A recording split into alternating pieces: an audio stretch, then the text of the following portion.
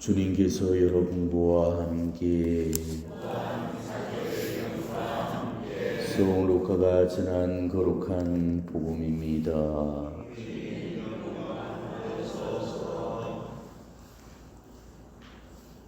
엘리사벳은 해산 날이 차서 아들을 낳았다. 이웃과 친척들은 주님께서 엘리사벳에게 큰 자비를 베푸셨다는 것을 듣고 그와 함께 기뻐하였다. 여덟째 되는 날 그들은 아기 할례식에 갔다가 아버지의 이름을 따서 아기를 즈카리아라고 부르려고 하였다. 그러나 아기 어머니는 안 됩니다. 요한이라고 불러야 합니다. 하고 말하였다. 그들은 당신의 친척 가운데는 그런 이름을 가진 이가 없습니다. 하며 그 아버지에게 아기의 이름을 무엇이라 하겠냐고 손짓으로 물었다. 즈카리아는 글 쓰는 판을 달라고 하여 그의 이름은 요한이라고 썼다. 그러자 모두 놀라워하였다. 그때 즈카리아는 즉시 입이 열리고 혀가 풀려 말을 하기 시작하면서 하나님을 찬미하였다. 그리하여 이웃이 모두 두려움에 휩싸였다. 그리고 이 모든 일이 유다의 온 산악 지방에서 화제가 되었다. 소문을 듣는 이들은 모두 그것을 마음에 새기며 이 아기가 대체 무엇이 될 것인가 하고 말하였다. 정녕 주님의 손길이 그를 보살피고 계셨던 것이다. 주님의 말씀입니다.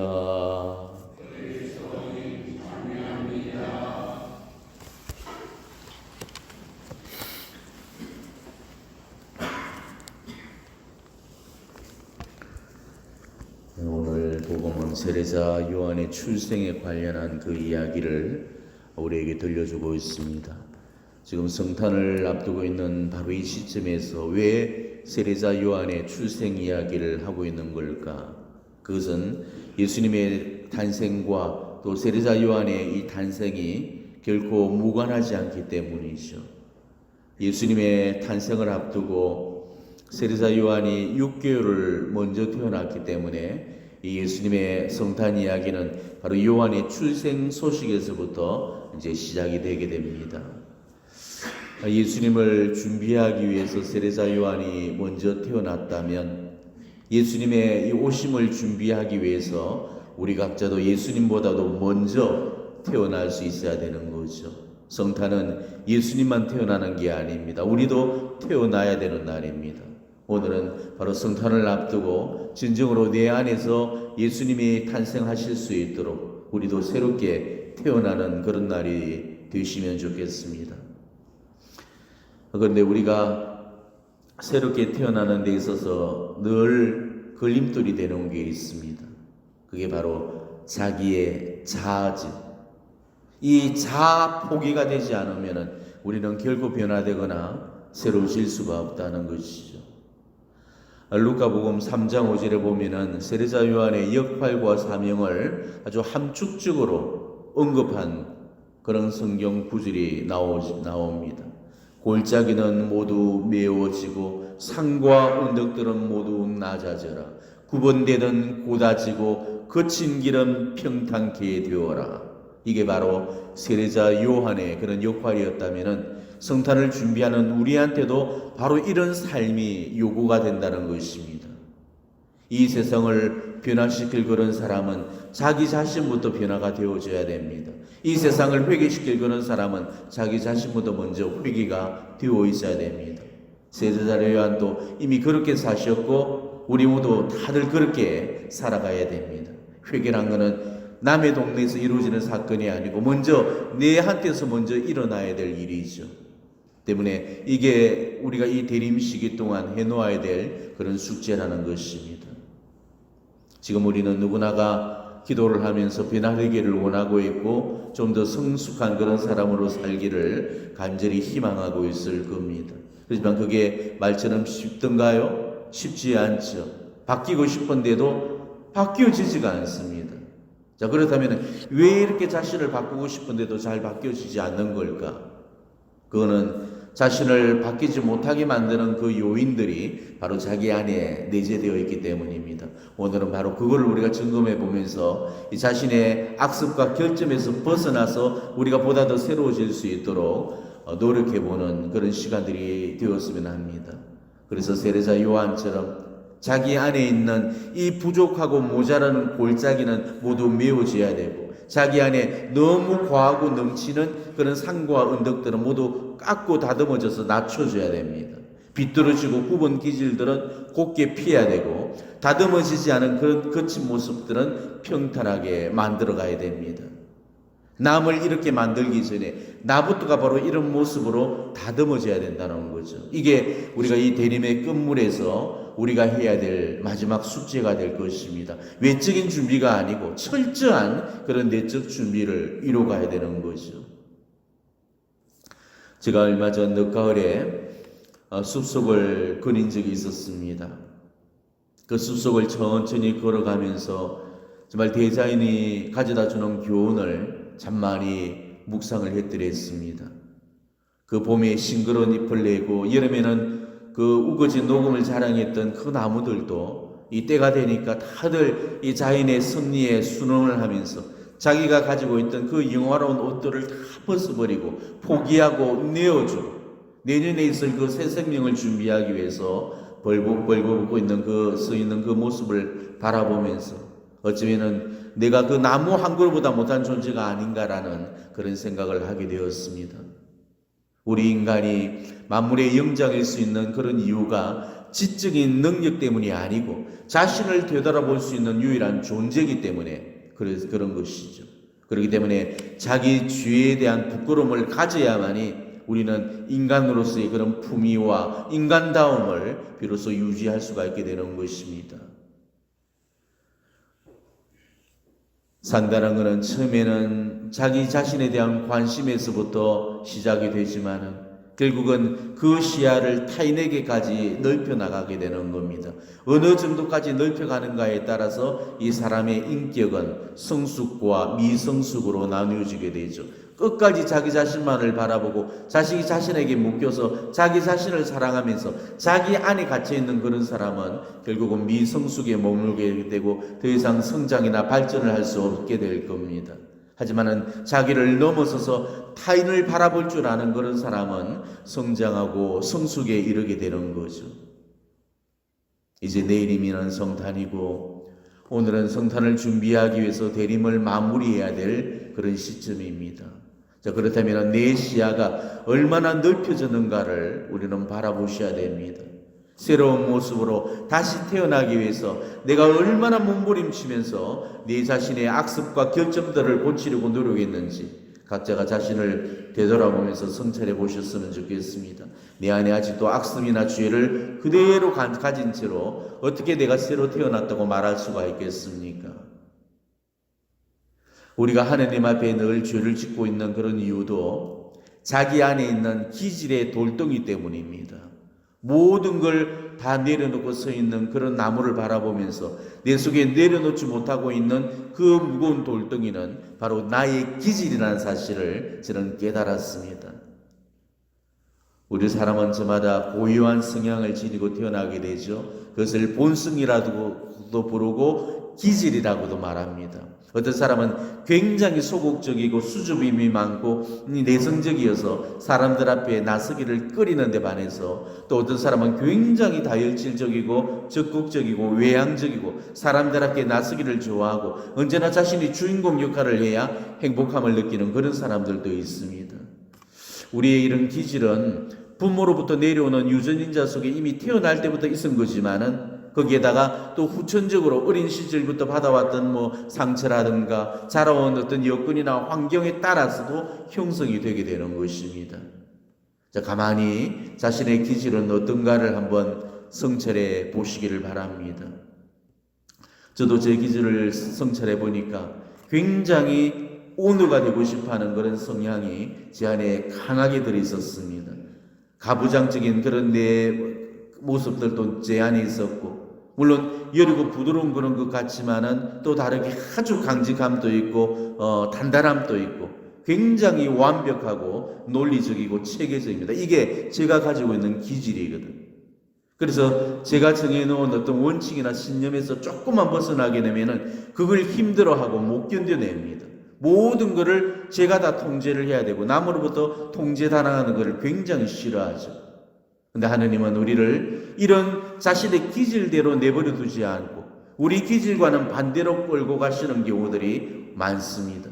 그런 내 기질을 하느님께서 완전히 때려부셔서 내 기질과는 완전히 반대로 통제당하게 만드시고 건드리지 못하게 하시고 체계적이고 논리적이고 그 강한 성격을 깡그리 깨부수시고 그렇게 하시는 거죠.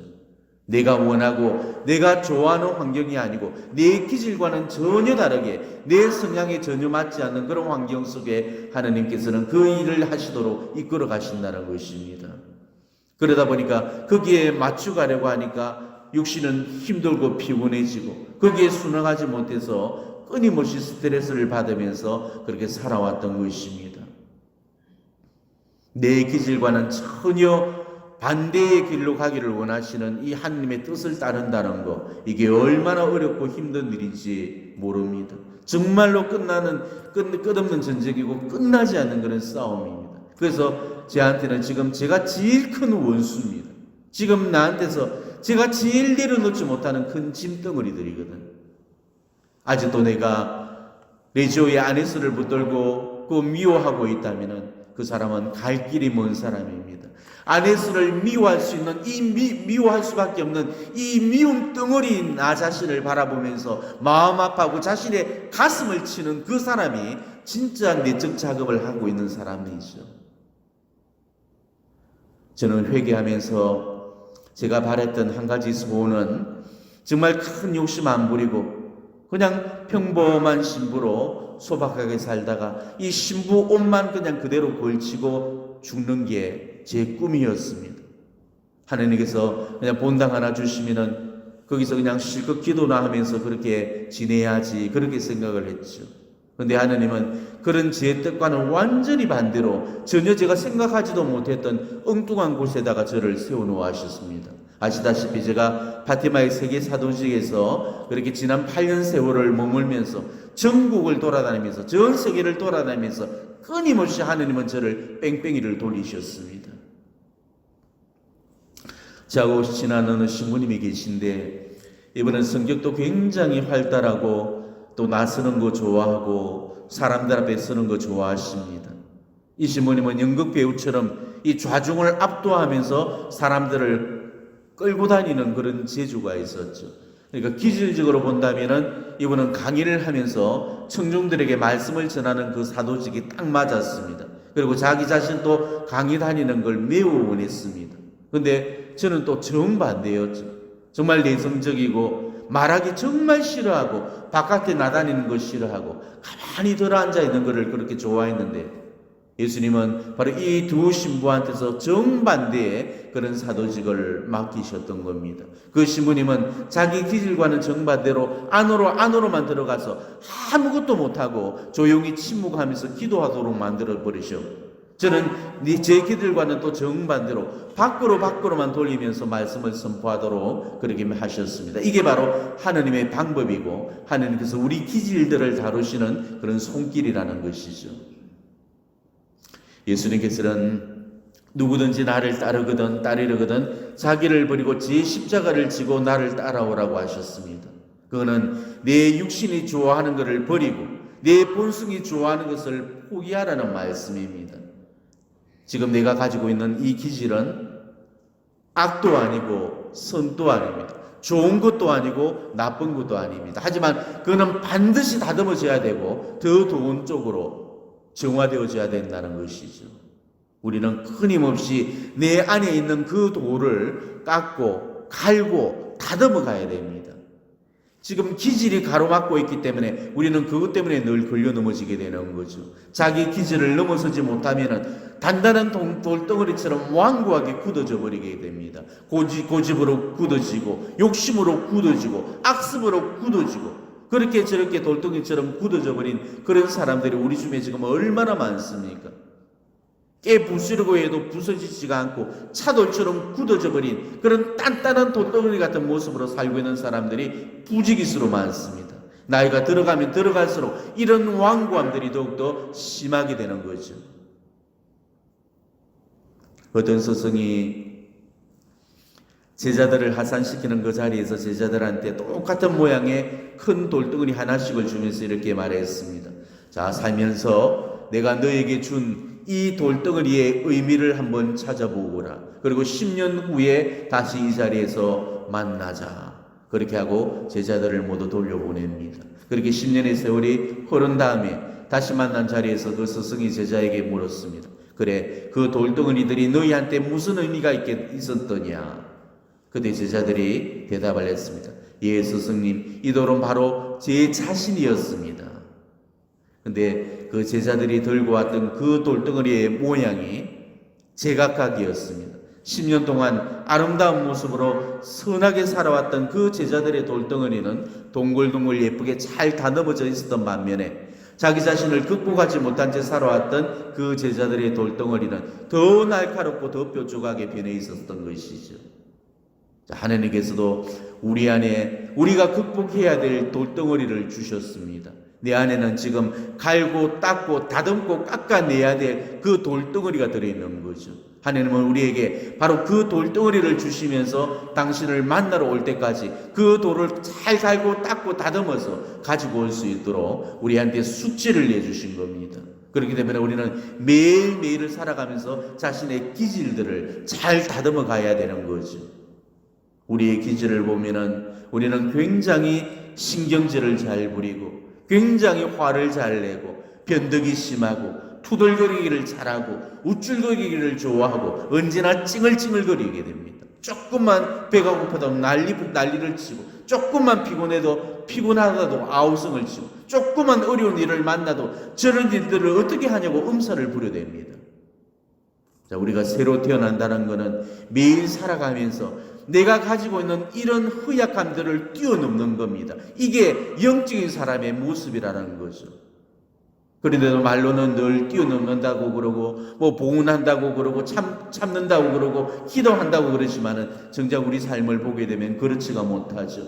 늘 제자리 걸음이고 한 발짝도 앞으로 나가지 못한 그런 모습일 경우가 허다히 많습니다. 저는 그럼에도 불구하고라는 그 말을 참 좋아합니다.